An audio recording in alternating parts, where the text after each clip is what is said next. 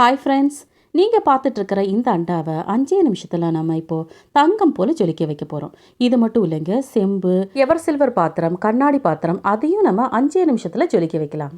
முதல்ல நம்ம பித்தளை அண்டாவை எடுத்துக்கலாம். ஒரு பாத்திரத்தில் 4 ஸ்பூன் அளவு பொடியுப்பை சேர்த்துக்கோங்க. அதே 4 ஸ்பூன் அளவு மைதாவை சேர்த்துக்கோங்க. இதுக்கு அளவுகளெல்லாம் இல்லை, உங்களுக்கு அதிகமாக தேவைப்பட்டால் அதிகமாக சேர்த்துக்கோங்க. ரெண்டும் சம அளவாக இருக்கிற மாதிரி பார்த்துக்கோங்க. இப்போ 2 பொடியையும் கலந்து விட்டதுக்கப்புறம் வினிகர் எடுத்துக்கோங்க. எந்த வினிகராக இருந்தாலும் சரி, அந்த வினிகரை எடுத்து இந்த 2 பொடிகளும் மிக்ஸ் பண்ணி ஒரு பேஸ்டாட்டை நம்ம கலந்து எடுத்துக்கலாம். பாருங்கள், இந்த மாதிரி. இப்போ இதை எடுத்து நம்ம அந்த பித்தளை அண்டாவில் கம்ப்ளீட்டாக நம்ம எல்லா பக்கமும் இதே போல் நல்லா அப்ளை பண்ணி விடலாம். உங்களுக்கு வினிகர் கைக்கு சேரலைன்னா கைக்கு கவர் போட்டுக்கலாம். எல்லாத்தையும் அப்ளை பண்ணி முடிச்சதுக்கப்புறம் ஒரு 5 நிமிஷம் அப்படியே விட்டுருங்க. உடனேவும் நீங்கள் கழுவிக்கலாம். நான் 5 மினிட்ஸ் கழிச்சு அதுக்கப்புறமா வாஷ் பண்ண போகிறேன். 5 நிமிஷம் கழிச்சு பாத்திரம் தேய்க்கிற சோப்போ இல்லை லிக்விடோ எடுத்து நார்மலாக நம்ம பாத்திரம் தேய்க்கிற மாதிரி தேய்ச்சி கொடுக்கலாம். தேய்க்கும் போதே தெரியும், நல்லாவே கலர் மாதிரி வரும்.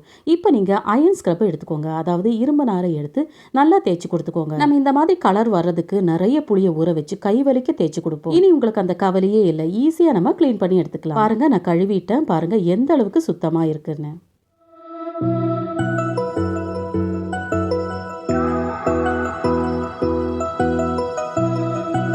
அண்டாவோட விளிம்பு, அடிப்பாகம், உள்பகுதி எல்லாமே நல்லாவே கிளீனாக இருக்கும். கண்டிப்பாக இந்த மெத்தடை ட்ரை பண்ணி பாருங்கள், உங்களுக்கு ரொம்பவே யூஸ்ஃபுல்லாக இருக்கும். இதை வச்சு பித்தளை விளக்கு, பித்தளை பாத்திரங்கள் எல்லாமே நல்லா தங்கம் போல நம்ம ஜொலிக்க வைக்கலாம்.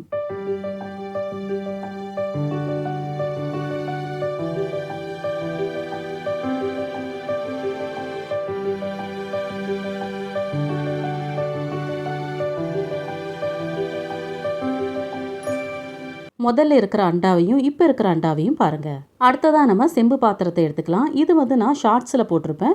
அந்த வீடியோ தான் இதுலேயும் நான் அப்லோட் பண்ணியிருக்கேன். இதுக்கு 2 பொருள் போதும். முதல்ல வினிகர், அதை ஒரு சின்ன பாத்திரத்தில் எடுத்துக்கோங்க. இன்னொரு சின்ன பாத்திரத்தில் பொடியுப்பு எடுத்துக்கோங்க. இதுக்கு அளவுகள் எல்லாம் தேவையில்லை, நம்ம பாத்திரத்தோட அளவு பொறுத்து நமக்கு வேண்டிய அளவு எடுத்துக்கலாம். ஒரு ஸ்பாஞ்ச் ஸ்க்ரப் எடுத்து வினிகரில் டிப் பண்ணி செம்பு பாத்திரத்தில் எல்லா பகுதியிலையும் இதே போல் தேய்ச்சி விட்டுக்கோங்க. இப்போ அதே ஸ்க்ரப்பை பொடியுப்பில் டிப் பண்ணி தேய்ச்சி விடுங்க. உங்களுக்கு எப்படி டிஃப்ரென்ஸ் தெரியுதுன்னு பாருங்கள். நான் பாருங்கள், அழுத்தியும் கூட தேய்க்கிறதில்ல, லைட்டாக தான் தேய்ச்சி கொடுக்குறேன். அந்த செம்பு பாத்திரம் எப்படி பளபளன்னு மாறுது பாருங்கள்.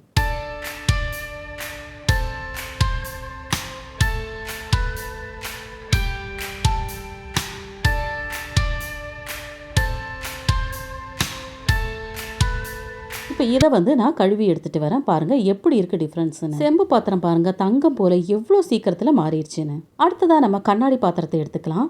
நம்ம வாங்கும்போது எப்படி இருக்கும் பாருங்கள். ஆனால் இப்போ பாருங்கள், நல்லா மங்கலாக நம்ம எவ்வளோதான் கழுவி எடுத்தாலும் அந்த மங்கல் போகவே போகாது. கொஞ்சம் டல் அடித்த மாதிரி இருக்கும். இதுக்கு ஒரு பிளாஸ்டிக் டப்பாவில் பேக்கிங் சோடாவை எடுத்துக்கோங்க. கூடவே பொடியுப்பையும் எடுத்துக்கோங்க. இது 2ஐயும் மிக்ஸ் பண்ணிக்கோங்க. கொஞ்சமாக தண்ணி சேர்த்து மிக்ஸ் பண்ணிக்கோங்க. நான் ஒரே ஒரு கண்ணாடி டம்ளர் எடுத்துருக்கறனால கொஞ்சமாக எடுத்திருக்கேன். உங்களுக்கு நல்ல பெரிய கண்ணாடி பாத்திரமா இருந்தால் நிறைய இருந்துச்சுன்னா நிறைய எடுத்துக்கோங்க. சாஃப்டான ஸ்க்ரப்பை எடுத்து நீங்கள் அதில் டிப் பண்ணி நார்மலாக நம்ம பாத்திரம் தேய்க்கிற மாதிரி இதே போல் தேய்ச்சி விட்டுக்கோங்க. உங்களுக்கு தேய்க்கும் போது எந்த அளவுக்கு டிஃப்ரென்ஸ் தெரியுதுன்னு பாருங்கள்.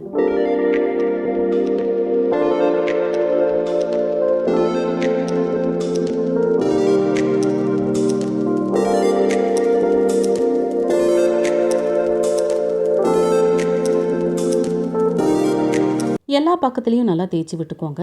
பேக்கிங் சோடாக்கு பதிலாக நீங்கள் வினிகரையும் நீங்கள் யூஸ் பண்ணிக்கலாம்.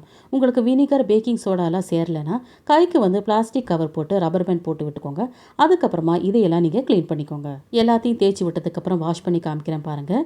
நீங்கள் தேய்க்கும் போதே நல்லா பளபளப்பாக மாறுறதை நீங்கள் பார்ப்பீங்க. பேக்கிங் சோடா, வினிகர் எல்லாமே சேர்த்ததுக்கப்புறம் பாத்திரத்தில் இன்னும் அது இருக்குமோ அப்படிங்கிற சந்தேகம் இருந்துச்சுன்னா நீங்கள் டிஷ் வாஷோ இல்லை லிக்விடோ வச்சு நீங்கள் நார்மலாக பாத்திரம் தேய்க்கிற மாதிரி தேய்ச்சி விட்டுக்கோங்க.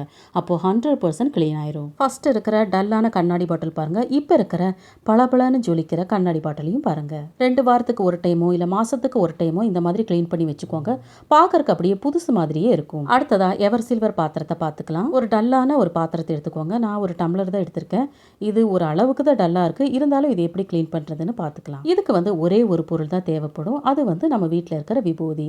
இந்த விபூதியை ஒரு பிளாஸ்டிக் மூடியில் எடுத்துக்கோங்க. அது நல்லா மிக்ஸ் ஆகிற அளவுக்கு கொஞ்சமாக தண்ணி சேர்த்து நல்லா இதே போல் மிக்ஸ் பண்ணி விடுங்க. விபூதியை வச்சு முகம் பார்க்குற கண்ணாடி, வெள்ளி பாத்திரம் அதையும் கூட நம்ம நல்லா சுத்தம் பண்ணிக்கலாம். அவ்வளோ எஃபெக்டிவாக இருக்கும். இப்போ இதை எடுத்து நார்மலாக நம்ம பாத்திரம் தேய்க்கும் போது ஸ்பாஞ்சில் டிப் பண்ணி நம்ம தேய்ப்போம் இல்லையா, அதே போல் அந்த ஸ்பாஞ்ச் வச்சு டிப் பண்ணி இதே போல் அந்த எவர் சில்வர் பாத்திரத்தை நல்லா தேய்ச்சி விட்டுக்கோங்க.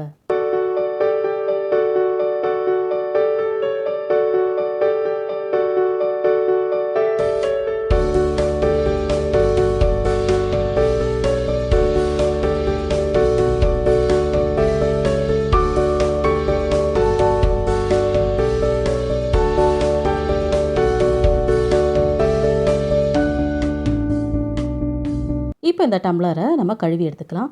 நம்ம முதல்ல வாங்கும்போது அந்த எவர் சில்வர் பாத்திரமெல்லாம் நல்ல பளபளப்பாக இருக்கும். அதுக்கப்புறமா நாளாக நாளாக டல் ஆயிரும். இந்த விபூதியை வச்சு மாதத்துக்கு ஒரு டைம் நீங்கள் சுத்தம் பண்ணி எடுத்தீங்கன்னா அந்த சில்வர் பாத்திரமெல்லாம் நல்ல பளபளப்பாக இருக்கும். இந்த எல்லா கிளீனிங் மெத்தடுமே உங்களுக்கு யூஸ்ஃபுல்லாக இருக்கும்னு நம்புகிறேன். இந்த யூஸ்ஃபுல்லான வீடியோவோட இந்த விஷயத்தையும் தெரிஞ்சுக்கோங்க. பெண்கள் இராணுவ பயிற்சியை கட்டாயமாக்கப்பட்ட நாடு எது தெரியுமா? இஸ்ரேல். இந்த வீடியோ உங்கள் எல்லாருக்கும் ரொம்பவே பிடிச்சிருக்குன்னு நம்புகிறேன். தேங்க்ஸ் ஃபார் வாட்சிங்.